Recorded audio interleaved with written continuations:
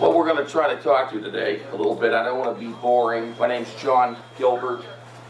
I'm a 25-year member of the Sons of Union Veterans of the Civil War Filtration Camp. I'm past camp commander.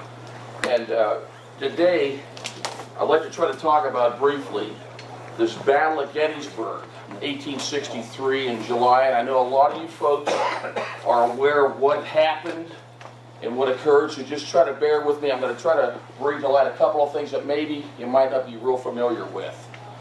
I drew a map out here to try to help you out. I don't know if you can see this real well.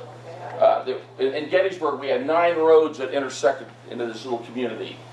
But what happens here, in June, Robert E. Lee, Army of Northern Virginia, he wants to send his troops north. He's going to try to get the men with some provisions because everybody is starving. So they want to cross the Potomac River to come into Pennsylvania. Lee's objective is get up to Pennsylvania, go through Harrisburg, and make an attack on the fortifications in Washington, D.C. Now Lee's troops are all spread out down here in Maryland. So they're crossing the Potomac, brigades, regiments. They're up to their necks trying to cross over the river. So they start to try to come up here into Pennsylvania. And the troops, which are decimated, they can't get over these beautiful farms and the wealth of the crops here in Pennsylvania. Most of Lee's men, what they're wearing for outfits, they're wearing clothes, street clothes. They're all ragged. They don't have any shoes on. Long beards on their faces. And what they're doing as they're coming down these roads, there's huge clouds of dust. You can see them for miles coming. They're totally covered with this dust, except you can see their eye slits and sweat coming in. When they're coming through these little teeny towns, the people, they don't know how to react. Who are these ghosts? And that goes as well as for officers and their horses. They're totally covered with dust. Now, if you were a civilian, and you were out on the street, if you were that stupid, you would have your hat knocked off and your jacket taken off by a Reb. Because these men, they needed any type of clothing again. The guys are infested with lice, so they're picking as they're walking. And this is as well as with the Union Army. So here we are. We've got these brigades. They're coming up in to around the Gettysburg area. We're coming to Chambersburg, which is about 15 miles directly west of Gettysburg. We have, so the brigades are breaking off, trying to go through the farms to get provisions. The men were not supposed to do this, but most of the officers, they said, they looked, they didn't want to see what the men are doing, so they kind of turned their eye, even though they were told by Lee, do not steal from these northern people. Try to pay for it with Confederate script, which was worthless, as you well know. So down here, heading from Chambersburg, we got a little town over here called Cagetown. It's on the old Route 30. There's 2 Route 30s, whether you knew that or not. There's a developed 30, which will get you right from Chambersburg into Gettysburg quick. But you want to find the old Route 30. It all winds around coming from Chambersburg into Gettysburg. And the way it is right now, it is still undeveloped. It goes through a pass in the mountains. There's no houses out there. This is a little macadamized road, and as you travel along that, if you try to think about, my God, think of the men, A.P. Hill's division's coming in here. They're walking barefooted, and it's intriguing when you come into Cagetown, because at Cagetown, which is basically a little intersection, there's the old Cagetown Inn, and it's a brick structure. And it's haunted from A.P. Hill's men coming in there and trying to set up a camp. So here we are in Cagetown, and A.P. Hill, he tells the boys, listen, if you want to send some guys into Gettysburg to try to look for some provisions, you go ahead. Now, you got to remember, Gettysburg, 3 weeks ahead of the battle, there had been Confederate infantry. Again, 3 weeks before the battle, there had been Confederate infantry coming through Gettysburg looking for provisions, okay? There was no Union in through there. So here we have the boys are coming in from Cagetown, and we have Rhodes Division, that's one of them, and also what we're going to be dealing with, we have another Confederate officer called Heath. And they know the guys are going to be coming in. They have to cross over Willoughby Run. And Willoughby Run, here's Route 30, folks. They'll take you right up to Chambersburg. So here's little Willoughby Run. So the guys are crossing over Willoughby Run. They're wading into this creek. And lo and behold, we have some Union cavalry. Union cavalry. John Buford. He happens to be in Gettysburg that day. And lo and behold, they start to skirmish with each other. And Lee did not want to fight here at Gettysburg. This was a mistake. They did not want to have battle upon this little city. Again, they were trying to traverse up through Harrisburg, Carlisle, to come down to get reprovisions to go into Washington, D.C. on the fortifications. So this skirmish breaks out. And the Union boys, they're going to fight the Rebs. They got their dander up. Buford doesn't know what to do. He said, how am I going to hold off? These brigades are coming in. As he looks up 30, he says, here comes more dust. The Rebs are going to start fighting, and they're not going to back off. Lee hears some cannons going off. Buford brings in some cannons. Now we're starting a major engagement. And this was not supposed to occur like this. So we start to have brigades are coming in. We're coming in from 30. We're coming up here from Fairfield and Cagetown. These brigades, folks, I don't know how well you can see this map. They're crossing the creek, Willoughby Run, and they're starting to spread out. Buford's worried. He said, how long can I hold this off? He sends his runners. Get down to the 1st Corps and the 6th Corps. And they're spread down along the Terrytown Road and Baltimore Pike to try to get word, get our brigades up here. Union line is stretched out 45 miles. They're also coming in from the northern area here up here around where South Mountain it used to be. Again, that goes back to Battle of Antietam. So now word is sent that we have a major battle is going to start to occur. So, dealing with our Union infantry and brigades. These men are 15, 16, 17, 18 years old. They are being forced marched 18, 20, 25 miles. They're being forced march. It was extremely hot. They're coming down these pikes. Smoke's coming up. They're totally covered with the dust, just like the rebels. Their shoes. Now, some of the Yankees did have shoes. Shoes are splitting off, so a lot of these boys are coming in with no shoes on. Forced march. You cannot get out of a forced march. The 2 words that you hear, and what I'm repeating to you, this is from so many books that I have read, and Jerry can attest to this. You keep reading, what do you hear? Here's the 2 words, and when you're in a forced march from your commanders, close up, close up, close up. You don't fall out. You don't fall out. So you're going as quick as you can, carrying your full accoutrements, your muskets, your knapsacks. The boys are so hot, it's extremely warm. They're peeling off their jackets, throwing anything they don't need along the side of the road. This is all truth. If they see leaves, they're tearing leaves off the trees, they put them in their caps. For eating food, you're not eating. The boys happen to see, at that time of year, there's cherry trees. They're breaking off limbs of cherry trees because they're in a forced march. They're stripping off the cherries and passing them on.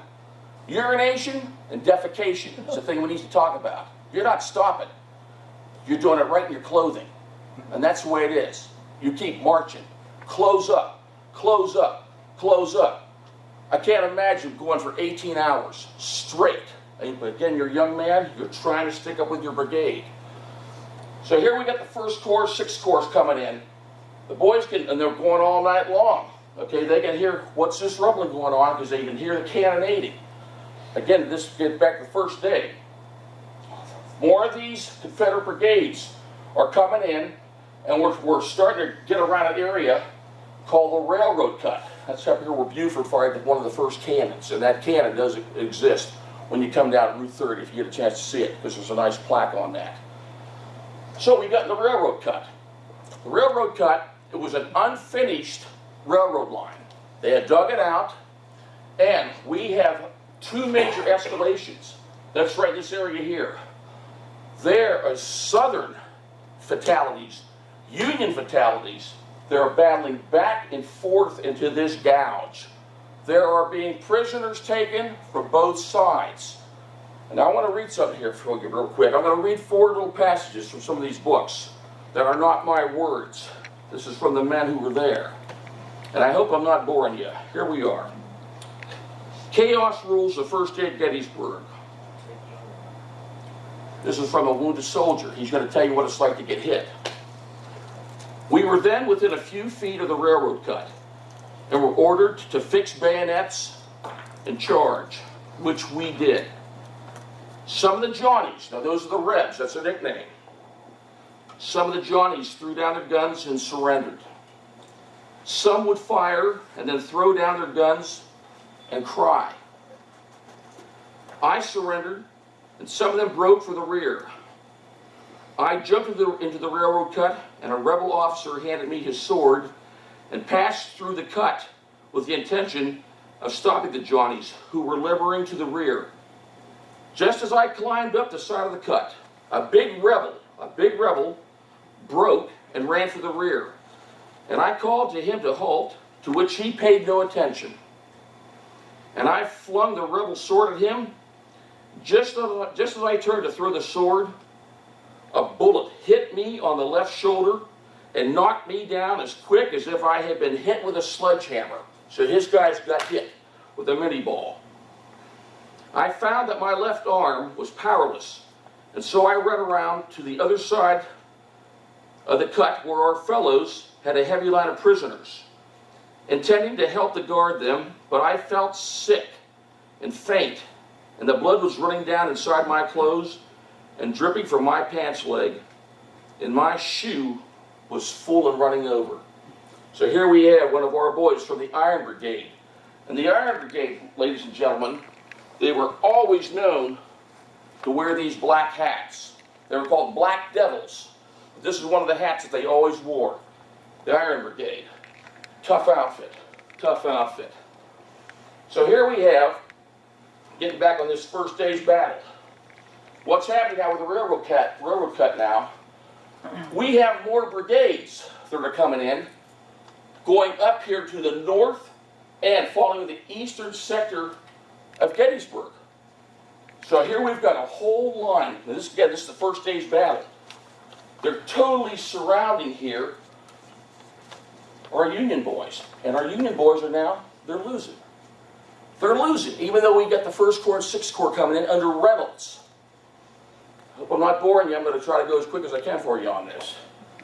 Reynolds gets on, he talks to Buford. Buford's up in the cupola. No sooner did Reynolds take control of this Union forces, he gets hit and he gets killed within the hour. Now, they don't know whether he got it by his own forces, because when these battles are going on, folks, you cannot see your opponent. There is so much clouds from the discharges of the muskets. You'll see little red flashes, and you'll fire, you'll line up and you'll fire into those flashes. But it's very rarely will you see your opponents. The Rebs, again, they brought all types of different type of weapons to use, but they favored double-barrel shotguns. Double-barrel shotguns they brought from home. You could put anything in the barrels, anything, any size of bullets, because for the Rebs to try to get a hold of a certain type, like a 588 or 69 caliber, they did not have the capabilities. They were that short on ammunition. Throw nails down, anything you can get down your double-barrel shotgun, pa-pow, pa-pow. So that's what they're using. Our boys are a little bit better armed, but not much better. Here's a musket right here. Looks like a good gun. It's an Austrian Lorenz, 53 caliber. He brought these in from Germany just to get guns into the troops' hands on both sides, Northern and the Confederates. These were known at battle to get all fouled up with carbon, and they became useless. But that's the real deal right here. That's an Austrian Lorenz. If you notice a cheek piece on this. Useless firearm. The boys tried to get a hold of it if they could. The good old Harper Ferries. These are the 69 calibers. Look at the size of that and then this muzzle. That would take a big round ball and $4. You can knock down anything with these.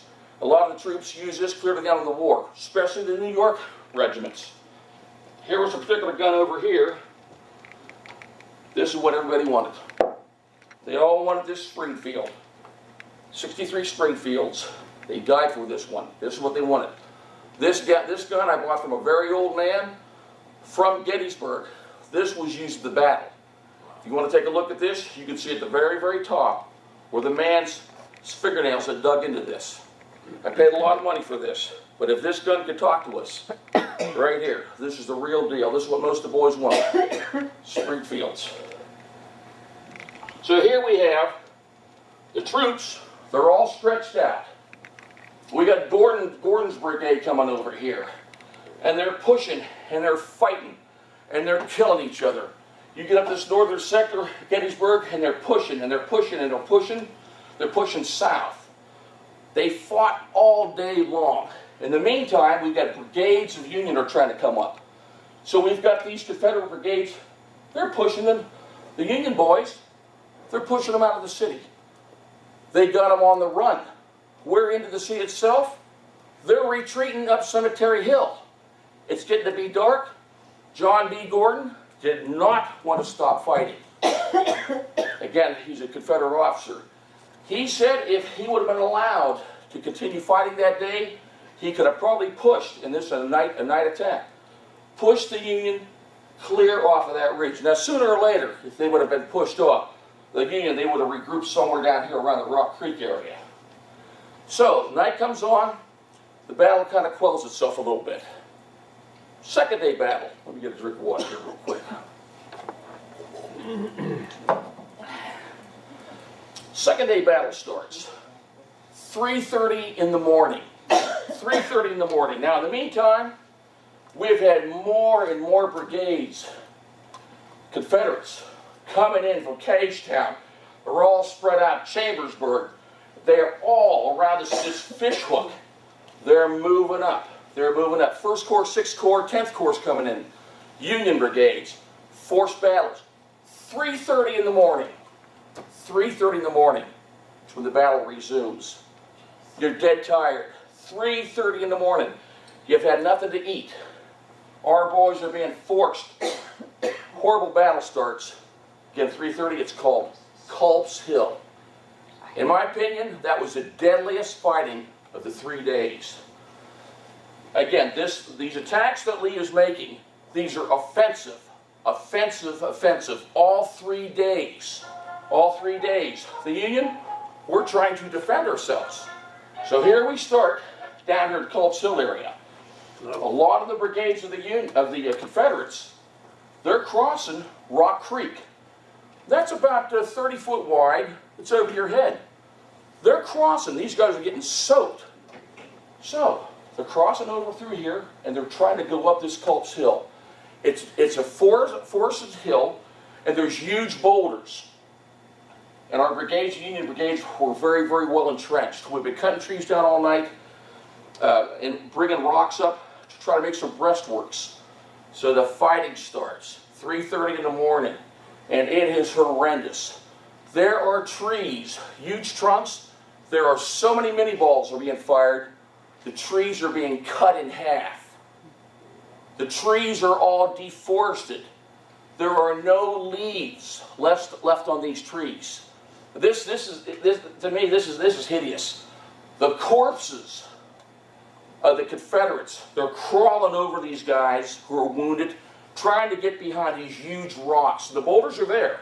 If you go to this area, Culp's Hill, it's still pretty well undeveloped. And it's scary when you walk down through this area, because not a lot of people go there. But you'll see the huge boulders, and you say, my God, who got back at this boulder to try to protect themselves? The boulders, when they were hit, they had big white areas on them where the lead would hit and made like big silver dollars. So here, this battle is going all day long.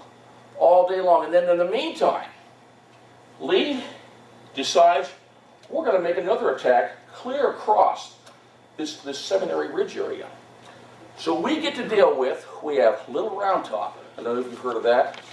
Big Round Top. We got the Devil's Den.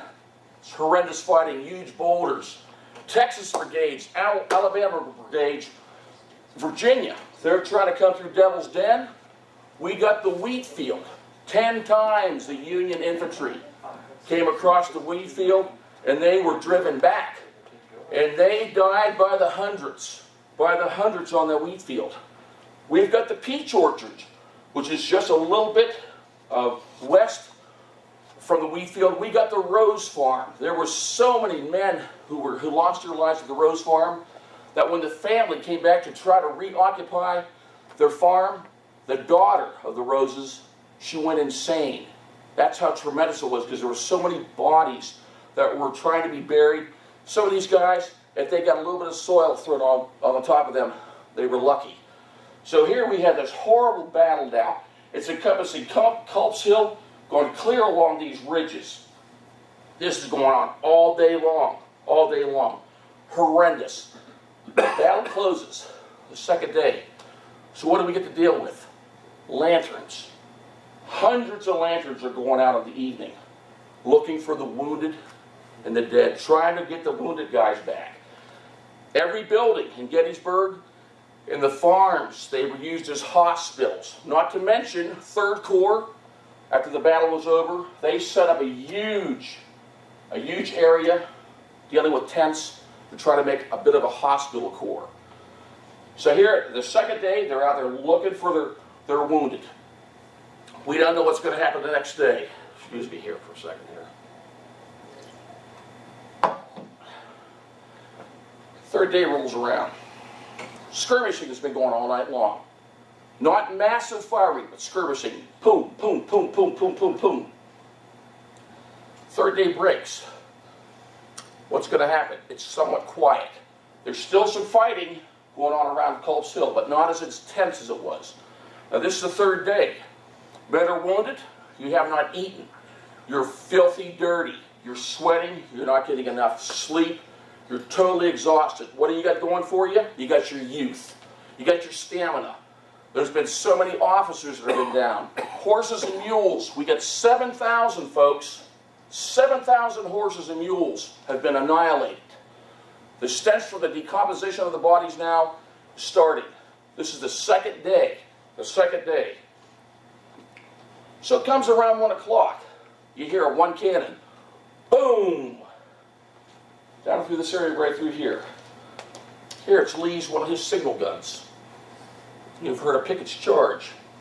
Well, what happens, we have 2 hours now of Lee's artillery, which is completely along this ridge here, along Willoughby Run. They start firing for 2 hours. 2 hours. The Union artillery, which is up here on this ridge here, folks, here, Cemetery Ridge, they start to answer back. This is the worst cannonading that ever occurred here in United States history. You can hear, now there's a word called acoustic echoes. Pittsburgh, Pennsylvania, they could hear the cannon fire from Gettysburg. Acoustic echoes. They'll travel up. Sometimes you'd be within 2 miles of the battle, you couldn't hear anything. You couldn't hear anything. But here we are clear in Pittsburgh. They're hearing this boom, boom, boom, boom, boom, boom, boom. It must have been tremendous. Must have been tremendous. So the cannonading is going on. A lot of Lee's artillery, they were shooting high. So they were landing in back in the Cemetery Ridge area. Not a lot of casualties going on. Okay. So, all of a sudden, after 2 hours, this cannonading quiets up. The field, full of, again, dealing with the black powder, you can't see. John B. Gordon, he writes, he says, as the smoke started to clear, you looked out and you saw, in this area, it's almost 2 miles long, as far as you could see, the brigades of the gray and the brown, they started to come out. They started to come out. And they could see these boys coming. This is a mile. This is a mile area to the top of this area called the angle and the copse of trees. And these Rebs, by God, they had their bayonets on the end of these guns, and they started to come across these fields, and they could see the gleam from these bayonets. Now, as they're coming out, as they're coming out across this field, ladies and gentlemen, we start to get Union artillery starts to open up on these boys. And this is brigade after brigade. Some of these guys might be your best buddies that you knew from hometown, and you didn't run. Because if you ran, you knew you'd have the yellow streak to have to deal with that when you got home. So off they're coming across this field, and the field, you kind of walk up. It's a real slow incline. Cannon artillery's hitting them from the top of a little round top, taking out 10 to 12 boys each time. Close up, close up, close up. There, we got some brigade commanders.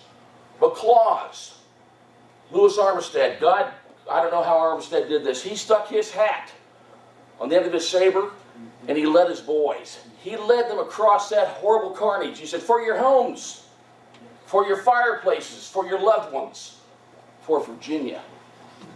For Virginia. So off they're coming. Here McClaws is down through to where the Kadori farm is. He's making a set of right obliques. They're heading up here towards this copse of trees. This is where Lee thought, today we will be able to see Washington, D.C. We will pierce this Union line. Again, we have George Pickett here. This is an antique photograph. It's very, very interesting. And he was all fired up. He said, what can I do? What can I do? And he was afraid. He said, should I start this charge myself? And he started the charge himself. He didn't know quite what officer. Longstreet was told, possibly, but Longstreet would not give George Pickett the command to start your troops forward. Longstreet, what was noted? He nodded his head. Pickett takes off. And Pickett's quite a glorious-looking guy. Very handsome. He's eloquent. The women loved him. Always wore perfumed hair. He's known as a dandy. But he's an interesting man. So he's riding on horseback. Does he lead his troops? He doesn't lead his troops. And I like George Pickett, but he did not lead his troops into battle. He went up to the Kadori farm. He dismounted with another officer, and he watched McClaws. He watched Armistead lead their troops up. Now, this takes about 25 minutes to come across this acreage going up to this copse of trees. So we have ahead of us, we have the Gettysburg Road. And there's a very, very well-built fence. 2 fences. And these boys are coming up, and they're getting hit with cannon fire, dropping like flies. Now they have to come over this fence. Some of the boys are crawling down in the bottom. They said, we can't get up. We can't cross this. Now, up here, again, from the copse of trees, the Union infantry, they're starting to open up on them. Some of the boys have enough guts to crawl up over this fence. They're getting annihilated. If you get a chance before you leave here, you want to take a look at this picture. Because right up here is your copse of trees. And it shows the boys coming in. And we have brigade after brigade of Union infantry that is going to support this annihilation. It's hideous. So the boys are going over this fence. They're getting knocked down. On the road, it looks like it's a slaughterhouse. There's so much blood and carnage on this. Now they have to cross over another fence. They're getting annihilated. But yet, some of them are brave enough. By God, they're brave enough. This is where I get overwhelmed. How are they able to move up this hill? And they're walking. And they're dying. And they're walking. And we have a couple commanders carrying the colors up. Follow the colors. All you're seeing is smoke now from the Union infantry. Armistead has not been hit yet. McClaws has been hit. He's down. There were several officers on horseback that led their troops in for the Confederate sides on horseback, and they were said, don't do that, you'll be annihilated. So here goes Armistead. He has not been hit. He's leading them right up to the copse of trees. They get to this fence, this big rock fence. And there's the Union brigades, and they stand up, and they start to annihilate what is left of the army of Virginia here, Northern Virginia. It's horrible. It's horrible. Armistead gets over. He gets over the rocks. He said, boys, we got to keep charging. Now, this turns into, everybody, this is hand-to-hand combat. This is hand-to-hand combat. This goes on for 25 minutes. These are human beings like you and me. And we have an objective. We have to try to disperse this. and put an end to this. The men are clubbing each other with their muskets. With their muskets, they're using these horrendous bayonets. You're getting annihilated with bayonets. The men are biting each other. They're strangling each other. And these are human beings. And what we're able to do with each other, this is beyond my comprehension at times. This is what we're doing. So this battle continues for about another 25 minutes. Finally, the Union brigades start to come in, and they're able to quell this horrendous charge, this Pickett's charge. Smoke starts to clear a little bit. Armistead has been hit. He's down in front of the caisson. There's some fellow Masons, because Armistead was a Mason. He said, please, I want you to tell my friend Reynolds, he said, please tell him that I'm so sorry for what had occurred here today. Because they were classmates at West Point. Classmates. So as this smoke is clearing, the Confederates are trying, what's left of the brigades, they're trying to come back across the fields. The Union, we fire on them. The whole way back. We're fired on these boys. What's left of them. Across the fields here, getting back around Willoughby Run, there's George Pickett riding up to Lee. Lee said, again, this is from what I've read, folks. He said, General Pickett, where's your division? I want you to reform your division. Pickett says, General Lee, I have no division. I have no division. Pickett never forgave. He never forgave Lee the remainder of his life. Lee is riding out among the few remaining soldiers coming back. He says, this is all my fault. This is all my fault. I'm sorry. I'm sorry. There's talk about here whether they were going to try to reform, try to make another charge. That did not occur. I want to read a couple passages here for you, because this is very, very, very overwhelming here, folks.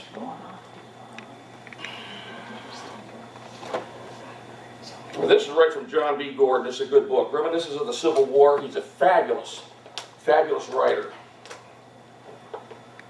This is interesting. It now seems certain that impartial military critics, after thorough investigation, will consider the following as established. That General Lee distinctly ordered Longstreet to attack early the morning of the second day. And if he had done so, two of the largest corps of Meade's army would not have been in the fight. Longstreet delayed the attack until 4 o'clock in the afternoon and thus lost his opportunity of occupying Little Round Top, the key to the position, which he might have done in the morning without firing a shot or losing a man.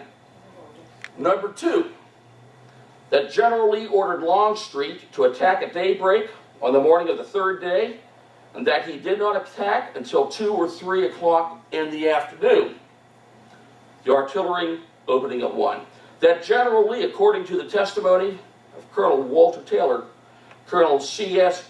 Venable, and General A. Long, who were present when the order was given, ordered Longstreet to make the attack on the last day with the 3 divisions of his corps and 2 divisions of A.P. Hill's corps, and that instead of doing so, he sent 14,000 men to assail Meade's army in his strong position and heavily entrenched. Number 4, that the great mistake of the halt on the first day would have been repaired on the second and even on the third day if Lee's orders had been vigorously executed, and that General Lee died believing, the testimony on this point is overwhelming, that he lost Gettysburg at last by Longstreet's disobedience of orders. So that's taken right there from John B. Gordon. And I know a lot of you folks have never read this. This is pretty interesting. Now I want to read you another little passage here. It's from Abraham Lincoln. I could talk till I'm blue in the face, but I want you to hear some of this stuff that was really witnessed by some of these men. Lincoln wrote a letter to George Meade. He was very disappointed at what occurred here at this battle. The letter did not get sent. Again, my dear General, I do not believe you appreciate the magnitude of the misfortune involved in Lee's escape. He was within your easy grasp. To have closed upon him would, in connection with our other late successes, have ended the war. As it is, the war will be prolonged indefinitely. If you could not safely attack Lee last Monday, how can you possibly do so south of the river, which is the Potomac, when you could take with you very few more than 2/3 of the force you then had in hand? Your golden opportunity is gone. Your golden opportunity is gone, and I am distressed immeasurably because of it. Lincoln wrote that to Meade. It was never sent. It was never sent. It's pretty powerful. It's pretty powerful. I'm going to read one more thing from you for you here, folks. I hope I haven't bored you. So we've got this horrendous battle is ended. It has ended. And that very, very day, the 3rd, not the 4th, because a lot of times you say, especially the National Park Service, the retreat, the Confederates, they started at the 4th. They started to the retreat that afternoon. You want to buy a book called Brigades of Gettysburg. Of all my years of reading, this is the most informative book I've ever read. It talks about every brigade, Union and Confederate, what they had to deal with, the forced marches to go into this horrible battle. The Brigades of Gettysburg, you will not lay it down. July the 3rd, after Pickett's charge, we have boys, they're trying to get out. The Southern boys, we got to get back. We have to move. We got to get across the passes. So they're taking their wounded with them. Not the 4th. Then the rain starts. And this is just one horrendous nightmare, trying to get the boys out with prisoners of war, trying to take supplies. And it's raining, and they're trying to go back through Cagetown, up some of these passes. And then on the 4th, the Union infantry, we start after them. And we battle with them through the passes, clear down to Williamsport. And Lee can't cross because that river is flooded. But he has some brigades that are entrenched. Now I want to read one more thing here to you. And I sure appreciate you giving me some time today. I hope I was able to help you out a little bit. This is a very, very complicated battle. I'm trying to hit some real quick scenarios to kind of try to give you a little idea of this horrendous carnage. Their bodies so bloated. Sunday, rained awfully during the night. I got very wet. Early, we took up the march for Chambersburg, crossing the battlefield, the Great Wheat Field, Seminary Ridge, and other places were dead men, horses. Smashed artillery was strewn in utter confusion. The blue and the gray mixed. Their bodies so bloated, distorted, discolored on account of decomposition having set in, that they were utterly unrecognizable, save by clothing or things in their pockets. The scene simply beggars description. Reaching the west side of the field of carnage, we virtually charged most of the way for 10 miles. That's going to Cagetown. Frequently inside of the rebel rear guard, taking in prisoners in bunches. We captured some 1,500 wounded men and 300 stragglers. Now the scenes of this morning. Yet I fear I cannot accurately describe how dreadful it was. At break of day, the enemy was discovered to have made a hasty retreat, leaving all of his dead and wounded on the field. And I embraced the opportunity of satisfying my curiosity, mounted my horse, and rode over the plains. To one not accustomed to the sight, the scene would be sickening. At least 10,000 dead lay in all kinds of attitudes. Most hideous sights. Many of them youths. This battle is particularly marked for the loss of officers. The wounded were all cared for. They were not. They were not. They were not. Then several regiments were detailed to bury the dead, which occupied all day. The burying of the dead, that went on for months. They were so stretched out on this battlefield. This young man did not know this at that particular time. Now, listen to this. No less than 7,000 horses and mules shared the same fate, lying in heaps alongside the men. The stench was beyond description, and yet we had to endure it for 24 hours as our corps held to the grounds, drawn up in line of battle, expecting the renewal of operations. But they feared the result of being satisfied with the first kill. While burying rebel dead, many valuables were found, as well as in the Union pockets. The ideas of searching dead men's pockets may strike you with indignations. Now listen to this, but what's the use of burying gold and silver? Our men secured thousands in gold coin. Now this was taken right from some of the guys that saw this. It was a horrible battle. Every time I go there, I've probably been there 25 times. I get overwhelmed. I can't imagine when I walk these fields. And if you get a chance, take a book with you, take some bug spray. Seriously. Walk out to where a brigade was at and be quiet and try to picture, because there's enough monuments there. I said, what in God's name did these young men do? How were they able to do this? I'm going to leave you with one more last thought here. We have a North Carolina brigade. This is the first day's battle. Colonel Iverson, right over by the railroad cut. He sends his brigade out without being led. Without being led. This brigade is walking blindly. They don't know where they're going. There's about 1,000 men in this brigade now, folks. They're coming across the field. So here's a big stone fence. And what's in back of the stone fence? Union brigade. And they're concealing themselves. 50 yards. That's how close Iverson's brigade got. They don't know where they're going. They're being unled. The Yanks rise up, mowed down half of that brigade. And the way those boys fell, they fell straight back in a line. Only a few fell forward. And to this day, it's called Iverson's Pits. The fence is still there. As they were being buried, a lot of them were never, ever exhumed. There's a book over there by Mark Nesbitt called Ghosts of Gettysburg. Do I believe in ghosts? You read enough about Gettysburg and how many books he has, I believe there's something out there. But to this day, that is still one of the most haunted areas of that Civil War battlefield at Gettysburg.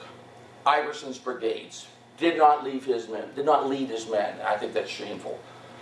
Appreciate you letting me talk here. Abraham Lincoln's going to say a few words to us now here, ladies and gentlemen. Thank you very much, ladies and gentlemen. I appreciate it.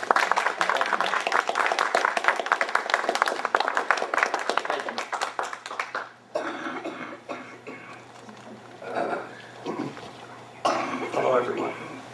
I'm going to introduce my favorite president, by far, Abraham Lincoln. I hope some of you or all of you have been to Gettysburg, because it is a special place. Well, reenacting isn't all that it's cracked up to be. One year, my brother and I were there on November 19th. That's the reenactment of the Gettysburg Address. And Mr. Lincoln gets off the train station and he proceeds to form a parade that goes to the cemetery. So his horse is standing there in the street, and an aide is holding his horse, and Mr. President comes up to get on his horse. And guess what? The guy couldn't get on his horse. So that's one of the failing points of being a reenactor. So I'm here to introduce Mr. Lincoln, and he's going to give you a speech that he gave in Gettysburg.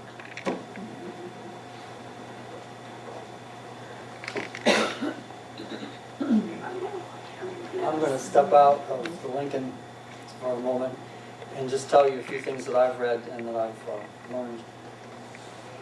His cabinet said, well, you know, we'll put you on the train that day, November 19th. And wise Abe Lincoln said, no. The trains will back up from Gettysburg and I'll never get there. Because you see, it's November of 1863, and the next November is the presidential election. So it's very important for Mr. Lincoln to be there, because who knows how many governors and all these people are going to be there.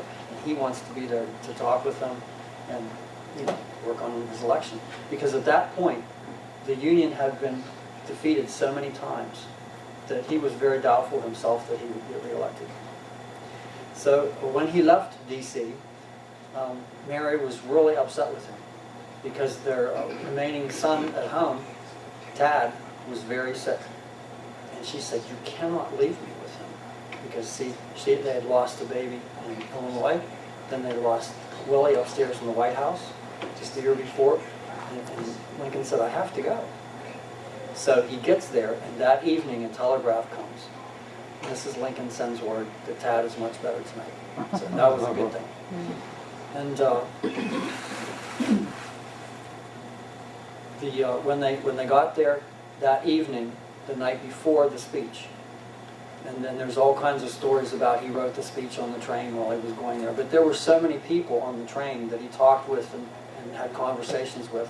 It was very doubtful that he wrote the whole speech while he was on the train. And when you study Lincoln, and hereafter he was shot, they found his two secretaries that came with him from Illinois. They didn't know, but the bottom drawer in his desk, he would take something and he would study it and he would distill the thoughts and get it down to the fewest possible words. Then he'd take lined paper and he would write it out and put it in that drawer, and they never found it until after he was gone. So for them to say that he wrote this on the train, no, he had been working on this for years, and he distilled the things, and then when he put it all together, this is the most perfect speech ever written. It's 10 sentences. It's 272 words. And how many of us had to learn it? We had to memorize it in school because what it says. So I forget the thing I want to say, but the founders did the Declaration of Independence and the Bill of Rights, and Lincoln, did the next thing because here he lays out for the nation. And the main speaker was Edward Everett, and he was a famous orator, and he'd been a senator, and he'd been a lot of other things. And he said, "There's no way that I can be ready before November 19th, because he would compose what he was going to say, and then he would memorize it. So he needed lots of time to get that ready. So as an afterthought, someone said, well, maybe we should invite the president to make a few remarks. So he knew about Everett, and that's why his speech was sort of short. And Everett went on, does anybody know how long he talked? A couple hours. 2 hours. Well, if you went to church, that was standard. It wasn't worth going unless there was going to be a 2-hour sermon or 3 hour or 4 hours. So he went on for 2 hours. And it said in some of the books that I read that people had been standing for 4 hours because, they wanted to get there and get a place. And then the parade came with the people from the town, and the president and the speaker, and everybody got there and they got settled. And then there were all kinds of other things. Someone had written a special hymn for that day, which it said right there. Nobody ever remembers it because it wasn't very significant. And somebody prayed, and that pastor thought he was the main speaker. And so he went on and on. So the thing just, it would not. So that's the reason it was November 19th. That's 4.5 months after the battle was fought, July 1st, 2nd, and 3rd of 1863. So we have this time, it's big time lapse, but this is coming up on the 200th anniversary of the Gettysburg Address. And I have to tell you, the joke is that I pull on people. Yeah, I found out the Gettysburg Address is on Maple Street. President Abraham Lincoln probably got through life by telling jokes and stories. Because all around him there was death, and it was very hard. Life then was very difficult. So many people died because they didn't know what to do. So when you put that all together, so Everett gets done speaking, and he comes back to sit down, and Mr. Lincoln goes up to him and takes both of his hands, and says, thank you very much, telling him he did a good job. So that was Abraham Lincoln. If you get a chance to see the movie Lincoln, you will see the spirit of the man. I was watching it, and I just couldn't believe. He's in the White House, and the fire's burning down, and it's January, it's cold. Does he call somebody? Does he wait for something? No. He gets down on the floor, and he pokes and puts the wood on himself. There's a knock on the door. He says, oh, that's my signal. His little son, Tad, he had a special signal. If he knocked on that door, then Dad came over because he wanted to talk to his son. So that's the spirit of Abraham Lincoln. He was an amazing man. So, let me step back in character. He gets up there, but I have to tell you one more thing. You want a photograph, right? So, the photographer, he had 2 hours to photograph Everett. He figures, well, I got lots of time. Well, he's right there, and everybody's watching him. Are they listening to, oh, probably listening to the whole speech, because they're concentrating on the photographer. You know what he got? After 2 minutes, the president sat down. He got from here up. He missed the whole thing, because, you know, you get that thing and you put the cloth over and you adjust this and you take the cap. It was over. All right, here we go. First of all, we don't know if he had his hat on or off. We don't know if he used gestures. We don't know if he read it or if he had it memorized. There's a lot of things we really don't know. But there's a lot of other things that we do know about it. fourscore and 7 years ago, our fathers brought forth on this continent a new nation, conceived in liberty and dedicated to the proposition that all men are created equal. Now we are engaged in a great civil war, testing whether that nation, or any nation so conceived and so dedicated, can long endure. We are met on a great battlefield of that war. We have come to dedicate a portion of that field as a final resting place for those who here gave their lives that that nation might live. It is altogether fitting and proper that we should do this. But in a larger sense, we cannot dedicate, we cannot consecrate, we cannot hallow this ground. The brave men, living and dead, who struggled here, have consecrated it far above our poor power to add or detract. The world will little note nor long remember what we say here, but it can never forget what they did here. It is for us, the living, rather, to be dedicated here to the unfinished work which they who fought here have thus far so nobly advanced. It is rather for us to be here dedicated to the great task remaining before us, that from these hallowed dead we take increased devotion to that cause for which they gave the last full measure of devotion. That we here highly resolve that these dead shall not have died in vain. That this nation, under God, shall have a new birth of freedom, and that government of the people, by the people, for the people, shall not perish from the earth.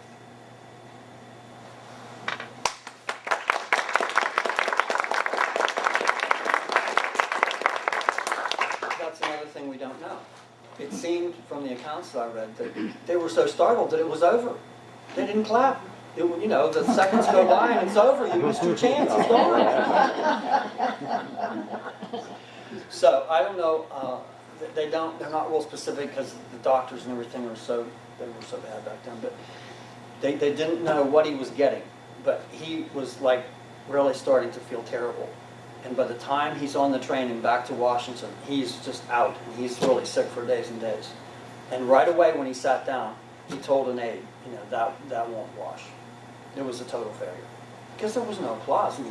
But when he spoke before for 45 minutes or 3 hours, then you warm up to your audience. And he always told these stories, and you know, you get the feedback when they're laughing and they're, you know, you establish your rapport.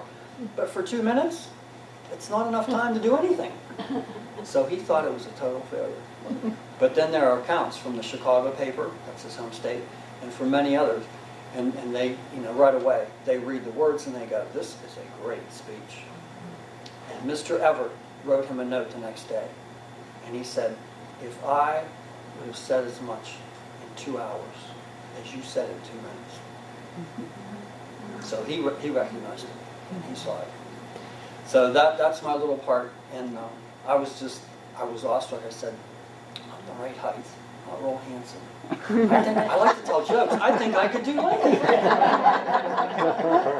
So I'm enjoying this a lot. And I try to go to schools and I try to get people to read. Because if you get even one of the 1,300 or 400 books that have been written, over 1,000 about Lincoln and the Civil War. Because this was the point. Was the nation going to stay together, or was it going to be two different nations? And this man, when you study his life, how much he failed, and all the hardship he went through, I believe God was preparing him to be in that place at that time. By the way, he got to Washington, he knew nothing about military history. He'd been in the Black Hawk War. You know what he says about it? The only blood that was drawn was from all the mosquitoes. They never saw Black Hawk.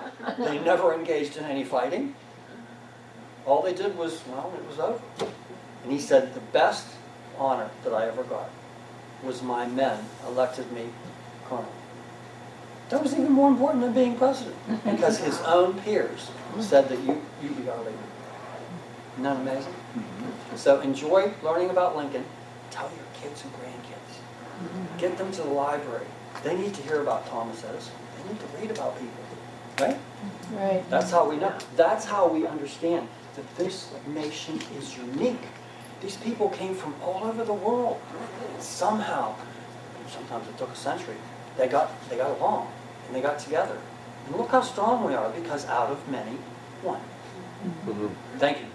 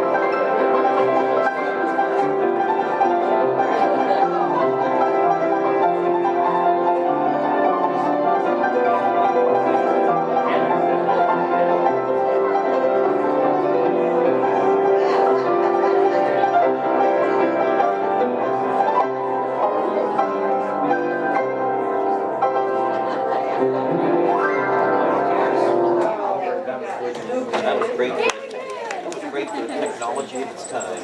Oh yeah. After the war, Marine Band he played for him, and then he said, I need to stand up for a while.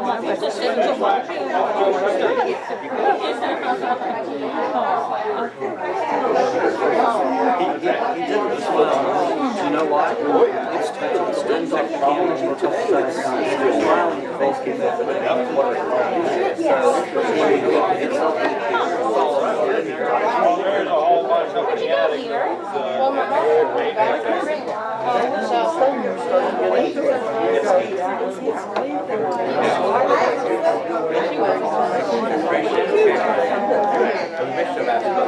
I'm not sure what time it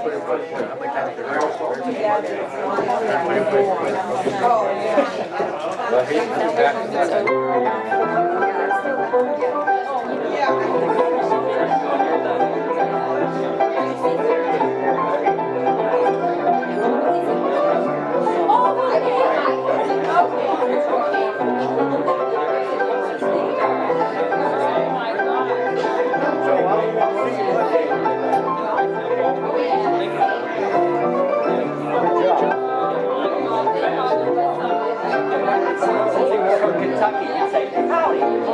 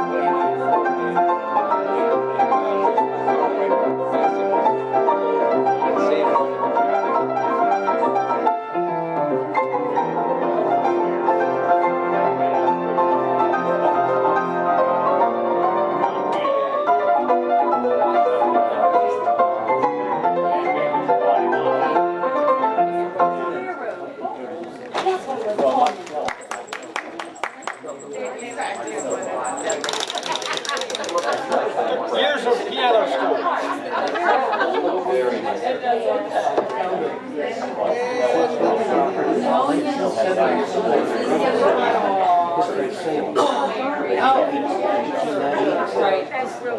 That was boring.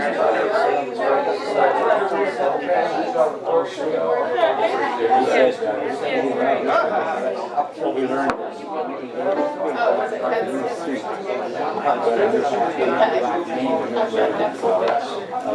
Garage sale